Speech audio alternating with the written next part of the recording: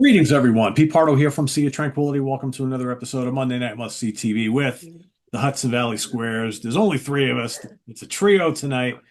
Um, we had to tape on Sunday, obviously, because when you guys are watching this, I'm up at the Finger Lakes having hopefully a great old time on vacation. And guess it was a bad weekend for everybody else. But we got Ryan Scow and Count Ralphus, Ralph Tambora here with me. We're going to do a quick little album war here, some thrash debuts from the 80s. Although one of them in the 80s or the early 90s? I forget. Alice in Hell. When was that released? No, that was 89. That 89. was Okay, so 89. I wasn't sure if it was Right, 89 tail or end. 90. So yeah, so we've got let's talk about the albums we're going to talk about here today. So we're talking about The Legacy from Testament. We've got Feel the Fire from Overkill. So we got California Bay Area. We've got here on the East Coast, we've got Canada, Alice in Hell right there from Annihilator. For all those people who say we never talk about Annihilator enough on the channel. And then I'm almost ashamed to have this because it doesn't have the original cover, but Bonded by Blood by Exodus. Why did they stop? Why did they stop? Is that I don't know. I got the same so one. And terrible? I've had this for a long time too. Me too. It's like And yeah, I couldn't find the copy with the original cover. not on CD, right? I mean, I had the LP back in the day. There we go. Yeah, I mean, I know it's kind of like a, it's an iconic cover. Yeah, but it is. I mean, to a lot of people, it's probably awful as all hell. But I mean, this is just, I mean, you it's couldn't stupid. do It's any stupid. I better don't know than why this. they did that. Terrible. So yeah, so we got two Bay Area bands, one from Canada and one from here in the New Jersey area, and all pretty much looked at as classics. We're going to kind of rank them as we like them and come up with a winner. Seeing there's only three of us, there may not be any distinct winner here. We all may be voting for another one, whatever. It's an opportunity to talk about these albums. So, Ralph, why don't you kick us off and let us know how you would rank these four albums? Oh, hold on. Nick Franco is coming in. Hold on. There's going to be four of us. Yes, Oh, that's indeed. right. He's off Cool. today. Well, we'll let Mr. Franco catch up here since he is late. We should get on his case for being But well, tardy. as soon as he pops on, we'll give him some shit. There he is. There's the bump. Give him some shit. Yes, we were just starting as a trio, but we're very happy to have you, Nick. Welcome. Yeah, I'm glad Thank you're you. here. Yeah, I was running around from getting home from a wild weekend, so I'm Gotcha. ready to go. Yep. Yeah. I heard you travel back from the netherworld of far-reaching Long Island. So Yeah, it's Yeah. like Oh, it's like another continent it's sometimes. it really is. We're I don't think regular humans like us are meant to go there. no, it's like I said before. I've never seen the end of Long Island in my life, like the Long Island Expressway. Oh, well, I always forget this. The people that are not from New York or the tri-state area, it's easier for like us in the Hudson Valley, it's probably easier for us to go to like Russia than it is to go to Yeah. the end of Long Island. When you factor in traffic and stuff on like a bad day, it's probably faster. Actually, probably easier to go to the fucking moon than the They end of need Long a Island. But they need that bridge. They need that tunnel or something from they need just to Connecticut to like Long Island. float it off to its own, I float it never over. go anymore because I just can't deal with the traffic. I just can't. The traffic is fucking evil. But anyways, Anyways. They need that bullet train thing that they got in Japan there. some Star Trek teleporter shit. Yeah. All right, so Ralph, kick us off here. How would you rank these four thrash debuts? So I'm doing all four of them in one shot. All four of them, yep. All right. So first off, the first two were pretty easy for me, and then the last two were really, really friggin' hard. So my number four is going to be Annihilator. Got it on cassette.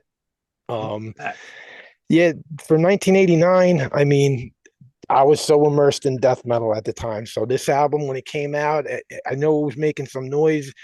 I ended up grabbing it on cassette, but it just didn't really hit me. If I would have got it back when Overkill's album came out, it would have hit differently. Listening to it today, it was the best I ever heard it. It's a great album, great production, amazing guitar work, pretty technical. The singer reminds me a lot of David Wayne from Metal Church, and that was Randy Rampage who sings on this album, and then he disappears for a long time, and he comes back. But the crazy thing about him is that he was in a Canadian punk band, legendary punk band called DOA. I don't have the album, but there's an album called Hardcore 81. And it was the first time that term hardcore was ever put with like a hardcore punk. It was like, it was something different than the punk years that led up to that. By 81, things were getting heavier and harder, I got this CD. It has like all the Randy Rampage songs or albums on here. They were like EPs and stuff. And he played bass and sang as a backup singer because Joey Shithead, who's like a congressman in Canada now, he was the singer and lead guitar player. But it's pretty amazing that this guy goes on to being Annihilator years later, and I just read that Annihilator is the best-selling Canadian heavy metal band of all time, and I know they got Really? 17 albums out, which I didn't they got a lot realize. of- But yeah. I was trying to think, like, really, they're the number one heavy metal. I mean, They've been, I guess they're leaving out Rush and stuff like that, you Mhm. know, yeah. because Triumph. but yeah, but even like outselling Voivod and all them kind of bands, I thought that was pretty shocking. But yeah, I think it's a great album. A lot of good songs on it. I won't even go through like all the songs and stuff, but yeah, that was just really weird that he ended up from going from DOA to that. And when he was in DOA, they had Chuck Biscuits, who later went on to Danzig, but he was also in Black Flag and Circle Jerks and a whole shitload of bands. But so yeah, then I'm gonna go to my number two is Three. got it or number three, yeah. Uh, I got the Testament on Legacy on CD. I got the original cassette. I got the original vinyl. I bought this vinyl 1 month before I seen them in 1987, opening up for Slayer on the Rain and Blood tour. I probably told the story before, but it was like my dad asked me what I wanted for my birthday that year, and I said I want to go to this club in Brooklyn, and he drove me and a couple friends down. Uh, he just dropped us off there, and then he went and visited relatives in Brooklyn, and we got to see one of the most amazing shows that I ever got to see back then. And you know, the Legacy, of course, they there's the demo when they were called Legacy, Nice. and then they switched it to Testament, which I guess Billy Milano was actually named them because they had to switch the name for some reason. I forget why they switched the name, but this is like probably my favorite Testament album. Um, I love you know, there's so many catchy, fucking memorable songs on this. Over the Wall was a great video back in the day.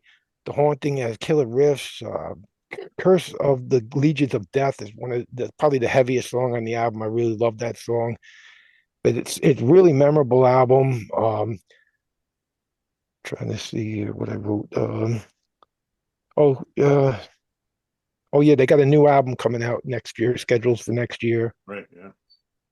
But yeah, they were great when I seen them live back then. Even though the Slayer fans, they were pretty new and especially to the East Coast, so the Slayer fans were kind of like spitting on them and stuff, which was kind of crazy when you look back at it, you know. But it was a super violent show back then, and I've loved that album since. And then they kind of went downhill for me, and plus my taste started changing right after that album. So then, okay, now it gets like almost impossible. This was really friggin' hard picking between the Exodus and the Overkill. But I get, and even now I'm saying it, it's like so hard. But I'm gonna go with Exodus. But it's such a perfect album. Here's my fully signed album. Well, not fully signed. It was when they did Another Lesson in Violence. They came to Rock Fantasy, and I got to meet them.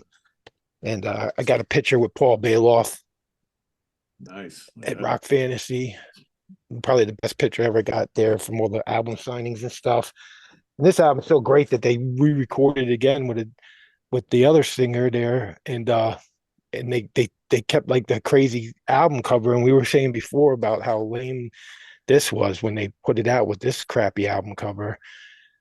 Like I have no reason why they would do that. This isn't like super offensive, I don't think. I think it's pretty cool. A lot of people had this painted on their jackets back in the day. But yeah, this is a friggin' perfect album. I love every song on this album. It's such absolute classics. Definitely the most evil out of the four albums. Um, you know, Gary Holt's guitar is so unbelievable on this. Paul Bailoff's unique vocal style and Tom Hunting's perfect thrash drumming. It's just one of the best thrash albums of all time. But when it comes down to it, was the Overkill album when that came out. I was like a huge Maiden fan in like '84. They probably like my favorite band in '84. And then when things started getting a little heavier, bands like Anthrax and Overkill and even Metal Church, they were like the next step up for me. So when I heard Feel the Fire, it was like, um, it was like if Iron Maiden went thrash to me, especially like Kill at Command. That song has such an Iron Maiden vibe to it. This is signed by Bobby Blitz, and of course I got the CD. But Bobby Blitz too at my cancer benefit thing. He donated autographed albums, and they bid on it or raffled it off, and it made a lot of money for me. So I really appreciated that by him. He's one of the coolest guys in the whole scene. Next year is going to be the 40th anniversary of this album, and how cool would it be if they would do this in its entirety? I hope they have some kind of plans for that. Overkill first album and the second album, they go together so good. They're one of the bands that like if I play one, I have to listen to the other one. It's just like the same thing with the first two Metal Churches and the band DBC. I always have to listen to both of them together. It's like I can't just listen to the one. I always got to put the next one on. But yeah, this one of the greats that are still going strong all these years later, man. Fucking Overkill, ready. They're on tour now with King Diamond. Great, huge tour for them to get on, and they're gonna go for a long time. There's no signs of them stopping anytime soon. So yeah, I got to go. It's a hard one. I could change it tomorrow, but I'm gonna have to go with Overkill, Feel the Fire for my number one. Cool. Yeah, I think for me, like the top three could change at any given time. Mhm. But Fair they're enough. all four are really, really good. All four are really Yeah. good. Oh yeah, they're all great. All right, Ryan, how do you go with these four? I like this topic. I like these albums, and I like this. I like these particular choices. So, three out of these four bands, I love all four of these albums, but for three out of these four bands, I'm not really a big fan of like their extended discographies. And that, in fact, as it works out, Nick, Ralph, and myself all a couple days ago saw the German band Sodom, which is overall more like my taste in thrash, like darker, faster, heavier. That's just what I like. And these bands in general, as their discographies went on, for the most part, really weren't that sound too much. But these particular albums, the debuts are all great. So I'm gonna mirror Ralph on number four and say Annihilator. Jeff Waters, obviously a fantastic guitarist, one of the most talented guitarists in thrash metal and metal. Great rhythm, great lead. Has a fucking like titanium wrist, like some of the speed but precision he's able to pull off, and still kind of work like some pretty fucking intricate riffs in these in these runs he's doing. So that's cool. Uh, it's fast too, and that's the thing. Like after this album, Annihilator went in all kinds of weird directions. And this is definitely one of those bands where this is the only album I love by the band. A lot of their albums, I really don't care. Some of them are kind of cool here and there, but if I reach for Annihilator, this is the only album I'm like consistently I want to hear. And like Ralph said, I'm not going to go through all the individual tracks, but this is a guitar clinic. Like this album to me, it's like when early Megadeth were at their best too, and Dave or Marty Friedman, whoever was in the band, really just like all guns blazing, full speed ahead, showing off like fretboard gymnastics and doing it well. This album is on that level to me, or as good as thrash could get in that realm. But I don't know. I just never had a strong relationship with this band. Uh, I know they're like, are they one of the bigger thrash bands on the planet? Yeah, and there's a reason for that. And they've been consistent. They've been going for, she's decades now. Put out a ton of albums. I think it said like 16 or 17 albums. Yeah, it's a lot. Yeah, very consistent. I'll be honest though, they've never been. I've never seen them. I know they play live shows, but I can't remember, at least since I've been into metal, the last time they've toured or even played festivals. Like I go to a lot of metal fests, Maryland Death Fest, Hell's Heroes. I don't recall ever seeing them on any of these fests. Maybe they played like a Milwaukee Metal Fest, like back, in the old days. I don't know. I haven't seen them. I don't know any of my friends that have seen them in like recent years. So if I do know anybody that's seen them, they haven't even said as much, and it's probably been like 30 years ago. So, but yeah, if they toured, if they came through, I'd go absolutely because definitely a band I'd like to see. Just to say I saw them. But yeah, I always thought that was kind of strange that they just never seemed to put much emphasis on I've tour. never Like the seen them, States. and I can't even recall ever seeing them in any recent memory No, announced as playing anywhere near us. my memory could be Same here. I don't remember ever hearing them tour. no. It probably has something to do with all the member changes they've had because That's they've had possible. so many people in that Oh, yeah. band throughout the That's years. possible. But you know, like I could Like, think how of did they sell so many albums but without supporting it on tour? Incantation. You know, it's been John McEntee and like 40,000 people, but Incantation have been, you know, they tour pretty consistently, all things considered. So I don't know. Like my memory could be bullshit. I feel like they played on the 70,000 tons of metal boat, but that could just be my brain making thing up. So I know like they definitely play shows, but yeah, I just have no recollection of it. But yeah, this is my number four. Uh, I would say of all these bands, the guitar playing, like the guitar skill is number one because Jeff is just he's fucking phenomenal. Yeah. And there's actually only one other Annihilator album I like since Ralph started talking about Randy. He came back for one album in the late 90s, which has the worst cover, this side of the worst metal church albums, Criteria for Black Widow. It's just such a shit cover. It's so bad. But he got Randy back in the band and he recorded all the vocals as like demo tracks. And then he kind of tricked them, be like, it's actually the version we're going to use on the album. They're not really demos. I think they sound good. Unfortunately, Jeff was going through a divorce at this time, so I guess he was pretty pissed off. So this is like the fastest and meanest they ever were after the debut. So whatever, just figured I'd throw that in there. Cool album though, definitely cool album. Brian, if I may, If you may, I looked up I did my Jamie like duties from like the Joe Rogan show. Um on June 29th, they played a festival in Zelina, Slovakia, Slovak Republic, with okay, Five Finger Death Punch and the Pretty Maids. And then there's nothing until in November of 2019. They played Bulgaria, Greece, Israel, Austria, Italy, Spain.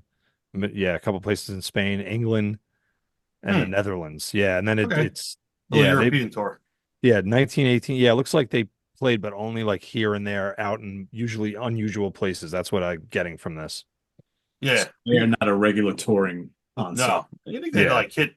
We don't want to like blow our own horns here, but you know, New York's kind of a big market. You think they'd hit New York City too, or L.A. or Chicago? But anyways, uh, Bulgaria. the next three were so that one was easy. I like the album, but that was definitely going to be number four. Uh, two and three are the toughest ones for me. Number one was kind of locked in. Two and three are the toughest, and like Ralph said, it could swap at any moment here. I almost got to pick it out of the hat right now, but you know what? I'm gonna go with this one. Exodus. Uh, this one will be more controversial to say this compared to Annihilator. This is really the only Exodus album I love. God's Honest Truth. I don't hate a lot of them, but if I'm going to listen to Exodus, it's just 99 times out of 100. I just want to hear Bonded by Blood. The Zetro stuff, it's cool. You know, good songs in there. I don't need to hear Toxic Waltz ever again. The Rob Duke stuff wasn't really into that. You know, just wasn't my thing. But I mean, yeah, Ralph is right. This album is a stone cold classic. It's definitely the most evil of these four. Bailoff's vocals are is he like some, you know, well practiced Rob Halford type? No. Is he fucking awesome and like charismatic and carries his songs? Absolutely. Uh Tom Hunting's drumming is very propulsive. You know, you think of like the various drummers in thrash back then. Some were like kind of like more will than skill. Like I think of like old Creator, where like Venture's barely hanging on, you know, but it works in the context of Sodom too. And obviously you had like Dave Lombardo's who were like masters of their craft. That's kind of where I want to put Tom Hunting because he was a very very good drummer, very tasty, very very precise, fast as if need be. I put him up there with Dave and Charlie from Anthrax and SOD as being one of the better Gene Hoglan is one of the best thrash drummers. And Nick Menza too. I'm making lists here. Uh, yeah, every song on this album is fucking awesome. If I had to pick my favorite ones, probably Strike of the Beast, because once that song kicks in, that makes you just want to throw people to the fucking wall. Like thrash does at its best. Blessed in Violence, Piranha, ain't talking about no goldfish. So yeah, it is shitty that they put this album cover on the CD version. And I've had this forever too, but I guess I don't even know what year they reissued this one, but with this. It says Combat, so it's a Combat reissue, but whatever. Classic album, really, really good. Which moves my number two to Testament. And Testament is a band. I was thinking of how to say this before, and this is what I came up with. When I first got into metal, one of the very, very, very first bands I ever heard, like right off like the first 6 months listening to metal, up there with like Slayer and Maiden, was Testament. So I got a ton of nostalgia for this band. Like they were there at the beginning for me. But I do feel like my interest in that band hasn't maintained all these years. And I still like them a lot. Like, but they played, Sodom played Wednesday, and like I said, Ralph, Nick, and myself went to go. Testament played the next night in New Jersey. I didn't go to it. I just, and I'm sure they were. Nick actually said they were good, but I couldn't. Yeah, Pete, I'm sure you would probably echo that, but I couldn't summon the enthusiasm. But sometimes I wonder, like, how much of my enjoyment in Testament is kind of rooted in old nostalgia. It doesn't really matter, But there's only really four Testament albums I really still listen to regularly, but this is one of them. And like Ralph said, this is probably their best album. Every song on here is great. Over the Wall is great. First Strike is deadly. Alone in the Dark. Times I have seen them, they do still play a lot of these songs live. I'm going to say Chuck Billy is as much nice things as I was saying about Gary Holt and Tom Hunting from Exodus. To me, Chuck Billy's got one of the best voices in the genre. He can do like a very deep, gruff voice if he needs to. But there's a lot of Testament songs where he does like nice, clean singing and it works. And he's able to switch back and forth. And it's never like, man, stick with this or don't do that. He's not that guy. He can do pretty much anything. He's very versatile and it just sounds very natural to him. Eric is a great guitarist. They have had a lot of lineup changes over the years. I'd say their best lineup as far as, and probably actually alternates is my favorite Testament album was with The Gathering when they had James Murphy, Steve DiGiorgio, and fucking Dave Lombardo between Eric and Chuck. Powerhouse lineup too. So, but that was another decade down the road. But yeah, this is a great album. This is a great album. And for the records, as I did say, my four Testament albums I listened to are this, The New Order, Low, and The Gathering. Love all four of them. Sorry, Ralph, the demonic is not. I like it, but it's just not as up to those four for me. So this is my number two. They were off my map for so long until Demonic came out, and then they were back on it for me. And then I went back and checked out the ones that I passed up for years. Now I like it all, but it's like at the time I skipped them for a long time. Same thing with Exodus. I skipped out on them for a long time, and Yeah, a lot of bands like that. I tell you, the recent Testament and Exodus albums have been really, really good. They're kind of, to me, it's similar with Overkill. It's like these later albums are just totally kicking ass. And I know some of these bands just they kind of like I don't know they get in the pocket, because there's new older bands where I feel the same way. Like they kind of get in this pocket and they're just able to like deliver like consistently, And good, I mean, good I for will say them. the other night, Raging Waters was the highlight of the set for me. Yeah. Absolutely killer. Oh, that's a It was great good night. I song. mean, and I've seen Creator so many times in recent years, but the other night was probably the best I've seen them in a while. And they had the crowd eating out of the palm of their hands, and Possessed totally kicked ass as well. I mean, it was a good bill. Really good. Possessed was awesome. I gotta ask, the last couple times I saw Creator, like the whole set was like all new songs, and at the end they're like, here's some 1980s stuff. Fuck off, which I don't like because all right, you want to play new album stuff, and that's what you're here, and you have a new album out. That's cool. But people know your band because of like the classic stuff. So to just disregard it like that to me is The crazy thing is the crowd didn't give a shit because it was the same for this. It was like the last couple of songs were all older ones, but they played like a lot of the more recent, the last 20 years, all those classic tracks they played, and people just went ballistic. So I know Creator has a big audience that likes the newer stuff primarily, which you know what, you like what you like, that's cool. Yeah. That's not me, but I know like Testament, like pretty much all these bands, Testament, every time I've seen Exodus, uh, every time I've seen Overkill for that matter, they play new stuff, but they know that like the bread and butter of the set, like the meat and potatoes, has to be the classic songs, mixed in too, and that gets the crowd going. Like, oh fuck, here's a classic, All right, here's a new song, that's cool, but yeah, when Creator does that, I'm like, ugh. But anyways, That's the problem with bands that have been around for 40 years and have so many albums. yeah, it's And true. if they're not the headliner, even when they are the headliner, sometimes you still will complain that there's not enough of the old classics. But they got to try to take a little from each era and stuff. So now Creator's been around so long. I'm glad that I seen them way back in the 80s a bunch of times too. So it's like I won't mind so much hearing the new song, but when you seen them like when they play with Merciful Fate and they're only playing like 7 songs or whatever, and you It's get like all one song, it's all new old one, songs.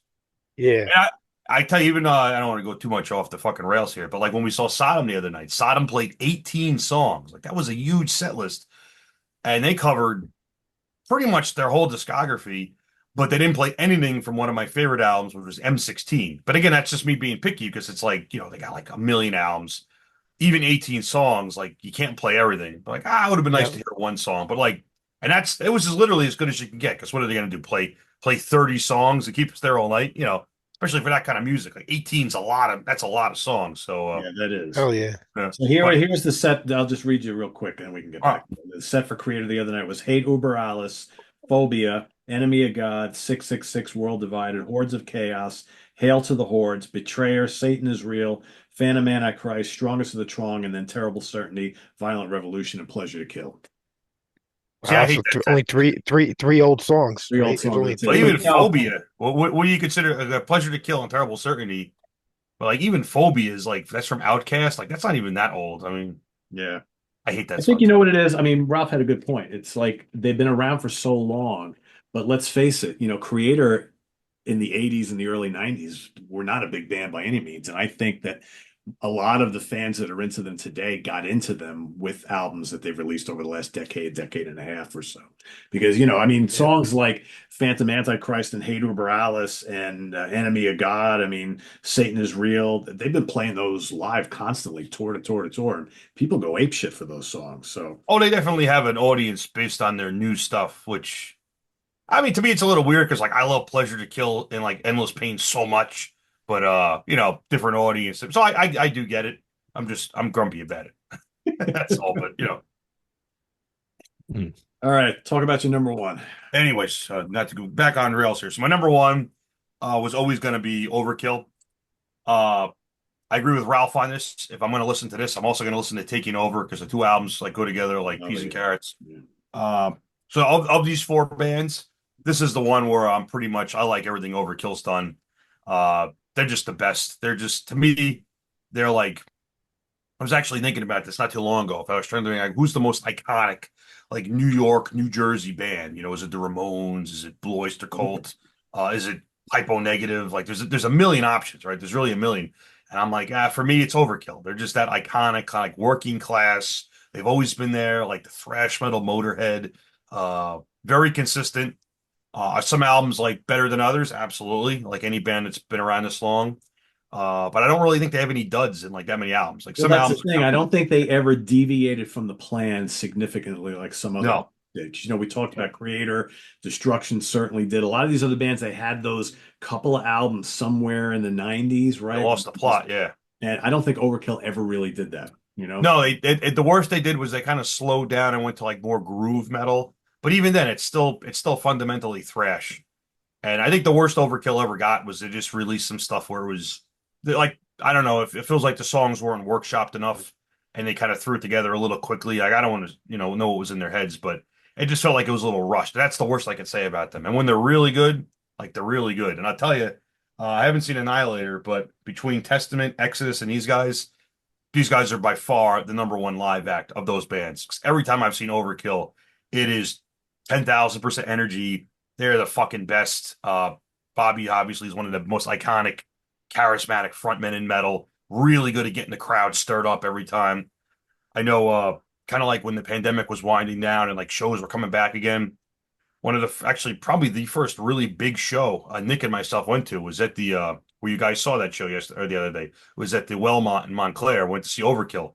And, I was at that too. it was like I haven't been to a good show in so long. And as soon as they took the stage, the pit like it swelled up to like the size of like the whole room. The whole place became a circle pit. And I forget what they opened with. Ah, I want to say the Wrecking Crew, but I'm not. I don't quote me on that. But it was an old song. It was a fast song, and the place just fucking detonated. And it was like the Yeah, best feeling in the universe. It really it's a was huge pit, giant circle pit. I remember tremendous. when I'd seen Bobby, and I told him, hey, after the pandemic, we had our tickets that whole time we were holding on to them, and that was like the big first show back. He was like, 673 days later. Like he had the exact number of Yeah, days yeah. that show got postponed. And the only bad thing was that Exhorder and MOD were originally supposed to be on the bill. And then when they redid it, Sworn Enemy came in instead, and we lost those two bands, but it was still great.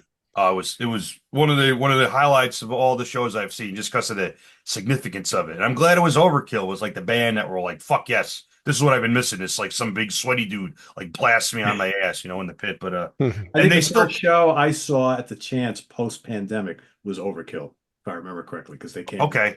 And then it was not that long after that. There was like just a few months where we saw that Overkill show at the Chance because like we saw the one in Jersey in like November, I want to say, and then the Overkill show at the Chance was like February or March maybe. It was, yeah. But it Winter was soon time. after. Yep. But I mean, they still play songs from this live, and like anybody that's seen an Overkill show knows like when they get to like Rotten to the Core, the whole place is chanting along because they're really good at these fast thrash riffs. These great like I don't know how else to describe it other than like circle pit riffs, like certain cadences and certain like speed you hear it, like that's it, time to run in a circle and like push people really hard. Uh, it's just great. But yeah, every song on this one is a classic too. It is kind of a dark and evil album, which is not something I really would say about Overkill too much, but definitely more than anything else they did after this. Like they kind of lost that tendency, which is fine. But this album still has a little bit of it. Like the song Overkill still kind of feels like a little dark and evil to it. Oh yeah. Raise the Dead. But yeah, to me, every song on this is great. The only bad thing I could say about this album is that I like Taking Over a little bit more. That one just by like a tiny bit. I like that one a little more. But these two are like neck and neck is my favorite Overkill.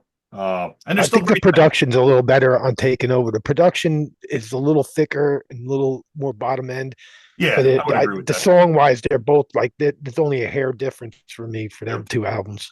it's awesome. And then they close with a great cover of Sonic Reducer by the Dead Boys too. So they've always been a good band at playing covers too. And there's one of the first examples of it. So yeah, this was going to be number one. And like I said, I like all four of these albums, but this was going to be number one because Overkill is the fucking best. And that's all there is to it. So that's my choice. Yeah, I saw them on the Taking Over tour. Man, it was just so good. So good. They used to play, I used to see them at Sundance out in Long Island all the time, and they would just tear the house down. And they played Lemoore and they played all those places. It was just such a good time to be into this kind of music because, like, every weekend you could catch these guys or Anthrax or, God, Metal Church was playing all the time, and all these bands just out on the road constantly. I mean, I saw Metallica so many times back in the day, Megadeth. It was just a great time for this kind of music. So. I seen I'll say Overkill for the first time on Taking Over at Lemore's with Nuclear Assault opening up. that's a good show. Yeah. Overkill is definitely one of those bands where it makes you like, because it's possible to see that they play all the time, like they're road dogs, they're local band, but they're always a band where if they're touring, I'm like, you know what, I'm going to see them because I never want to be like, I've seen them 100 times. Because as soon as they start playing, you're like, fuck yes, and it's always just as good, and you never regret like, man, I saw them twice last year. They're never that band because like whatever they play, it's going to be good. The new stuff sounds as good as the old stuff live, like the way they integrate it. They pull it off very, very well. Yeah, just an awesome band. So for me, of these four, definitely number one. Cool. All right. So Overkill takes jumps out in front with 2 first place votes. Nick, you going to upset the apple cart or what are we doing here? I'm always upsetting apple carts. All right. There you go. What I do.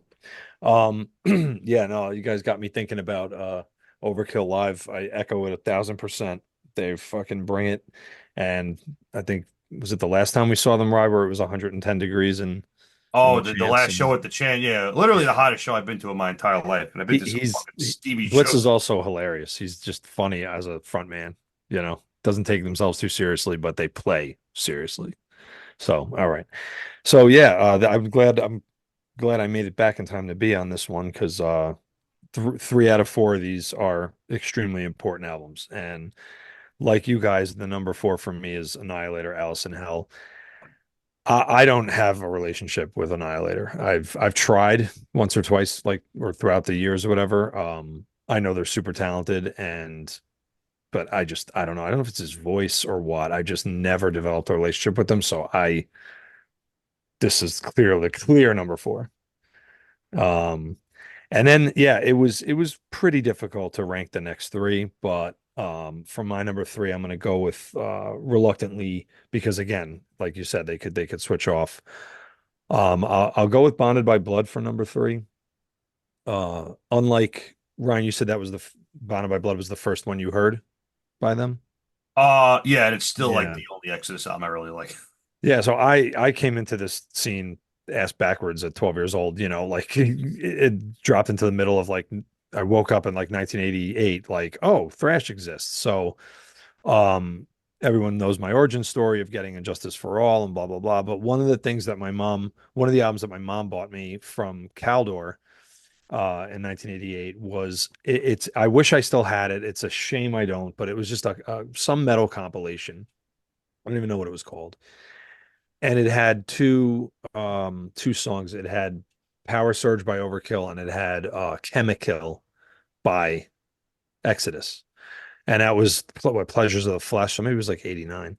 But it was kind of my introduction to these bands. And I did like that Exodus. I did. I liked the song Chemical. It really was an exciting song for me to hear in middle school. But yeah, but Bonded by Blood, it's excellent. Some might say it's one of the most perfect thrash albums ever. Uh, but I do these lists not by what the best, like critically acclaimed album is, it's for what it means to me. So let me just get my little note here. Yeah, so I mean, I would say there's nothing bad on this album. It's all fucking excellent. A Lesson in Violence it's just that, a lesson in violence. And of course, the opening song is just, I mean, can you think of a better opening song on a thrash album? It just to this day, it's unbelievable. Exodus is one of the first things I saw coming out of the pandemic. I went to the big one in Las Vegas, Psycho Las Vegas, yeah. And that was like they somehow got the permission. I think that was in like August of 21. Like it was, I don't know how they got permission to do it. And Exodus is one of the first bands I saw. Excuse me, my other child is trying to. Oh, Yeah, they got to be in here. Chihuahua. Thought For he some kept his reason, kid when, in the closet or something. when I'm doing this, they have to. Oh no, it's the door. That's the closet. But for some reason they have to be right here. But that's Chihuahua good. has entered the room. Yeah. So and Exodus, I remember just being it was so wonderful live in that moment. And it was the same feeling like you guys were saying. Here you are coming out of this awful time and you're back into it. And it was a great way for it to get reintroduced to live music. Yeah, so not much else to say about it. It's really fucking excellent. I too, other than liking the sort of not really loved Pleasures of the Flesh, I do that was the name of that album, right? Pleasures of the Flesh. Yes. Yeah, I like that. I think that was underrated. Yep. Yep. Yeah, but I didn't really stay with it either, with Exodus. Unlike the next two ones. So where would I do number two? These albums are very much interchangeable, but for number two, I'm gonna go with Overkill on this one. Um, if you had told me we were comparing Taking Over to anything else by these bands or on this list, it would have been Overkill. I have a little bit more of a love, like I love Feel the Fire, but to me, Taking Over is it had Power Surge is my favorite Overkill song to this day, and they played it on the last tour, which was great. But yeah, the Overkill album, Rotten to the Core is like you guys have already been saying is fucking unbelievable. I love the eponymous song Overkill. It's great. It's fucking Yeah, I great. love the fast like in the chorus, like the just the way he does with his voice, is it just gets it. And yeah, they I like that Ralph said it's like an Iron Maiden meets thrash. They're so musical, so these guys are just, I mean, think how young they were, when they made this. Like it's fucking unbelievable. So yeah, and then that leaves Testament at number one. And the reason I think I just have a little bit more of a relationship with the Legacy than I do with Field of Fire.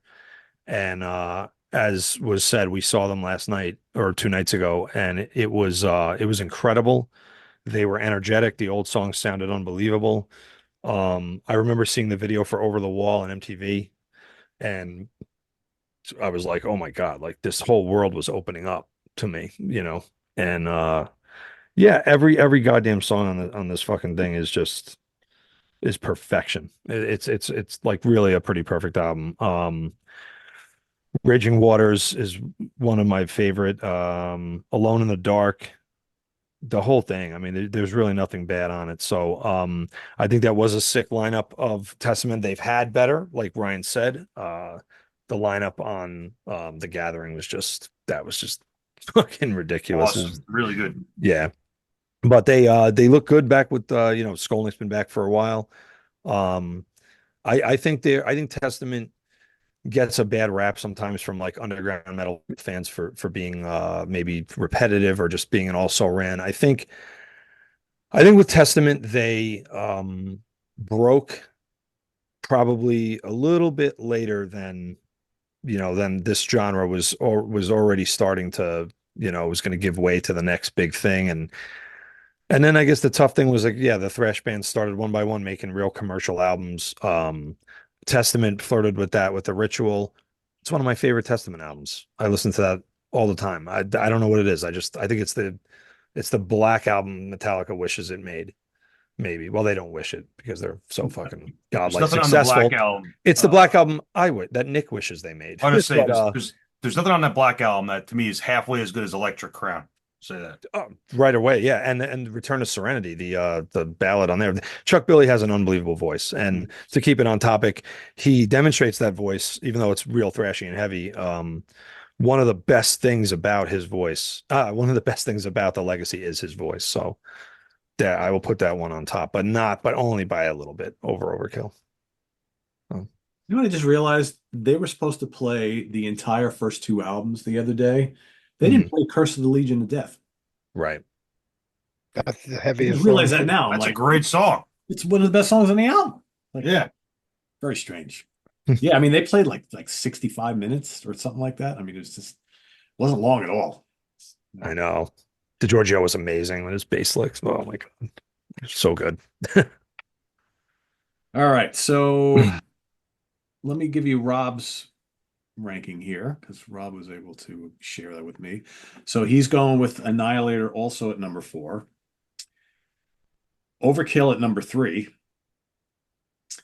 Bonded by Blood at number 2, A New Testament would be number 1. and Testament number. That's like his favorite band, right? So Yeah, his favorite. next to Them Priest was favorite band. next to Judas Priest, yeah, exactly.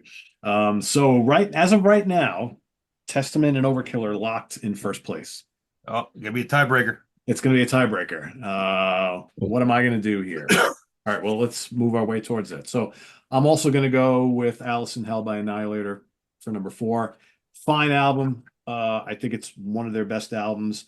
I've never been an enormous Annihilator fan. I mean, they've got so many albums. It's just one of those bands that I like. I have like maybe 4 or 5 of their albums, and I just never really dug deep in their catalog. I think one of you guys said it earlier. They've had so many lineup changes. It's almost like there's a different singer on every fucking album, and it's just every album's got a different flavor. It's a little bit different. I love Jeff Waters. He's such a great guitar player, and he's reason enough to listen to most of their catalog. But there's just so many records, and I just haven't really jumped on a lot of them. But I do think, and I have this one with Never Never Land also, and I think these might be my 2 favorites anyway. So, but yeah, it's a great album, but it's number 4. I have the least amount of history with it. Number 3, I'm gonna go with Bonded by Blood. Love it. It's great.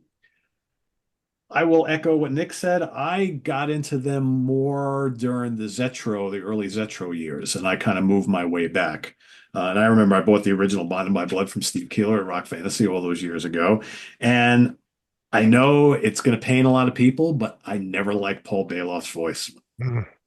I remember we did an Exodus ranking on this channel years ago during the early part of the pandemic, and we had Brian Slagle on with us. And I made that statement. He like fell out of his chair. He goes, "Really?" He goes, "Paul Bailoff is like a thrash metal god." I'm like, "Yeah, that may be, and he's cool and all, but I was just never a huge fan of his voice." But I mean, there's songs on here that are so great.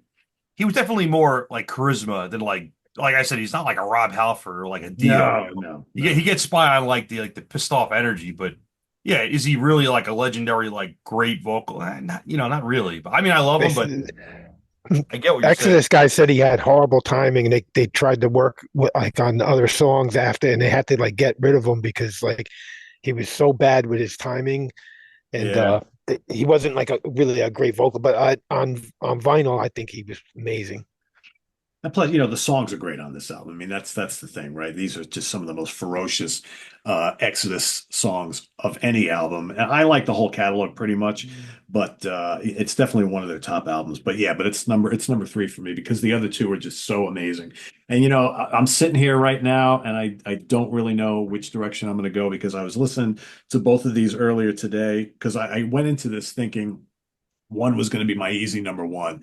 And then about 2 hours ago, I put in the other one and I'm just kind of like, oh man, this is so good too. So this is really, really hard. And obviously, I'm going to break the tie here with one of these two. Um, God, I'm going to go Feel the Fire number two. I like Taking Over a little bit more. Like Nick said, if Taking Over was part of this equation, it would be a slam dunk no brainer because I think Taking Over is like one of the most perfect thrash albums ever. This is pretty damn close to it. I mean, there's so many great songs on here. Man, Rotten to the Core is so good. There's No Tomorrow, Hammerhead. I mean, just the title track is amazing. But I got to go with Testament and break the tie for the win for the guys from the Bay Area.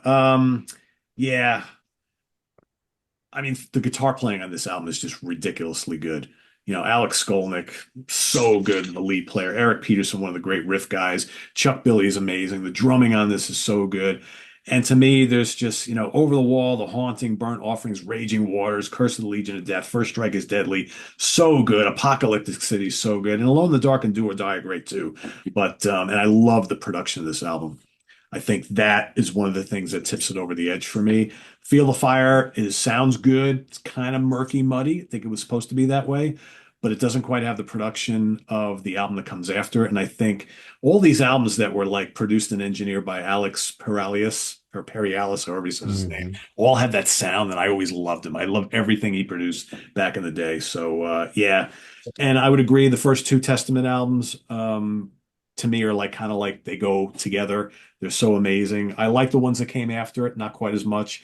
And then they got really heavy again. They started to do a little death metal, and I really like their most recent stuff as well. But yeah, it's just melodic, it's technical, great leads, great riffs, and Chuck just rules. So yeah, that's my pick. Testament gets the win, 3-2. But like we said, there's no losers here because these are all really, really great albums. So, and kind of cool because a couple of these we don't really talk about all that often. So any chance to give these albums some justice is always a good thing, I think. Oh yeah. Absolutely.